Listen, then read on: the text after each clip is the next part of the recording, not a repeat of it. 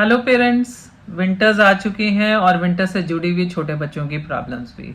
तो आज का जो मेरा टॉपिक है वो है नोज़ ब्लॉक। छोटे बच्चों में specially from birth to 1 to 2 years nose block बहुत कॉमन है। प्रैक्टिकली 80 to 90% बच्चों को नोज़ ब्लॉक हो जाता है। तो नोज़ ब्लॉक में क्या होता है? नोज़ ब्लॉक होने की वजह से बच्चों को नॉइजी ब्रीदिंग हो जाती है। आप उसकी सांस की आवाज़ इस तरह की सुन सकते हैं और इस दौरान अगर आप उसके चेस्ट पे हाथ लगाएंगे तो आपको लगेगा एक मशीन चल रही है। इसकी वजह से चूंकि बच्चे अभी सिर्फ नाक से सांस लेते हैं और वो मुंह से सांस लेना उनको अभी नहीं आता है, तो उनको फीडिंग इश्यूज या स्लीपिंग इश्यूज हो जाते हैं। मतलब वो नाक बंद होने की वजह से उनको सोने में और दूध पीने में दिक्कत हो सकती है। ये छोटे बच्चों में क्यों होता है? छोटे बच्चों में ये देखा जाता है कि जो उनके नेजल पैसेज हैं वो नैरो होते हैं, तो उसकी वजह से वो बहुत जल्दी ब्लॉक हो जाते हैं और इसलिए नोज ब्लॉक हो जाता है। विंटर्स में ड्राइनेस मौसम की बढ़ जाती है, इस वजह से इस टाइम पे नोज ब्लॉक बहुत ज़्यादा कॉमन है। छोटे बच्चों को जनरली मैं देखती हूँ कि विंटर्स में दिवाली के आसपास नोज ब्लॉक शुरू हो जाते हैं हमारे पास केसेस आने, और होली तक थोड़ा उनको नोज ब्लॉक चलता ही रहता है। तो और ये स्पेशली रात में और अर्ली मॉर्निंग में ज़्यादा होता है और दिन में जब धूप निकल जाती है थोड़ा कम रहता है। तो ये आप वेरिएशन वेदर के हिसाब से बच्चों में देख सकते हैं। अगर बच्चे को एलर्जी हो, कमरे में स्मोक हो या बच्चे को साथ में खांसी जुकाम हो या कोई इन्फेक्शन है, तो नेजल सिक्रीशन बढ़ने से भी बच्चों को नोज ब्लॉक हो सकता है। अगर बच्चों को सिंपल नोज ब्लॉक है और कोई साथ में प्रॉब्लम नहीं है, कोई चेस्ट कंजेशन या और कोई गला खराब इस तरह की कोई प्रॉब्लम नहीं है, तो इसका इलाज बहुत सिंपल है। चेस्ट कंजेशन और नोज ब्लॉक में कैसे डिफ्रेंशिएट किया जाए, मैं पहले भी एक वीडियो बना चुकी हूँ, आप उसको चेक कर लीजिए।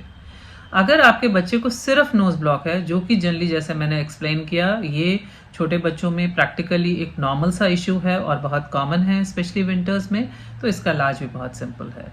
इसके इलाज के लिए हमें नॉर्मल सलाइन ड्रॉप्स, जो कि मार्केट में मल्टीपल नामों से आती हैं, वो आपको खरीदनी है।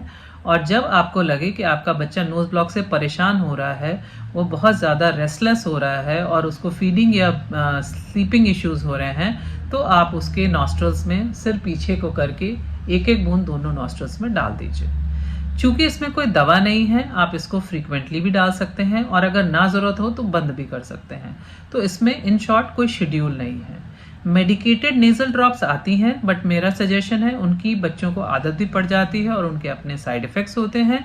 तो अनटिल अनलेस आपके पीडियाट्रिशियन आपको बोल रहे हैं, आप मेडिकेटेड नेजल ड्रॉप्स ना खरीदें और प्लीज़ अपने आप उनका इस्तेमाल ना करें। इसके लिए एक म्यूकस सकर भी लोग रखते हैं कि नाक में अगर कुछ जम गया है तो म्यूकस सकर से निकाल लें, पर मैं personally I am against this, because इससे कई बार बच्चों की नेजल म्यूकोजा में चोट पहुंच सकती है। कभी भी आपको लगे कि आपके बच्चे की नाक में कुछ फंस गया है, आप 1 से 2 बूंद सलाइन ड्रॉप्स डालें, उससे बच्चे का जो सिक्रीशंस हैं या जो भी उसमें चिपका हुआ है वो डिटैच होके और बच्चा स्नीज करके निकाल देगा। तो म्यूकस सकर्स का भी इस्तेमाल ना करें। बेटर है कि जस्ट सलाइन ड्रॉप्स बच्चे की नाक में डालें, और इसमें जैसे मैंने कहा है जितना फ्रीक्वेंटली आपको ज़रूरत है आप डाल सकते हैं, और नहीं ज़रूरत है तो मत डालिए। जो मेन चीज़ है, क्योंकि हमने देखा है कि ये बच्चों को विंटर्स में और ड्राइनेस की वजह से ज़्यादा होती है, तो कमरे में ह्यूमिडिफिकेशन कर लें, चाहे आप ह्यूमिडिफायर लगा लें या आप स्टीमर ऑन कर लीजिए। इससे कमरा ह्यूमिडिफाई होने की वजह से बच्चे को नोज़ ब्लॉक कम होगा। तो ये सब तरीके हैं जिससे आप अपने बच्चे का जो नोज़ ब्लॉक है वो घर पे ट्रीट कर सकते हैं।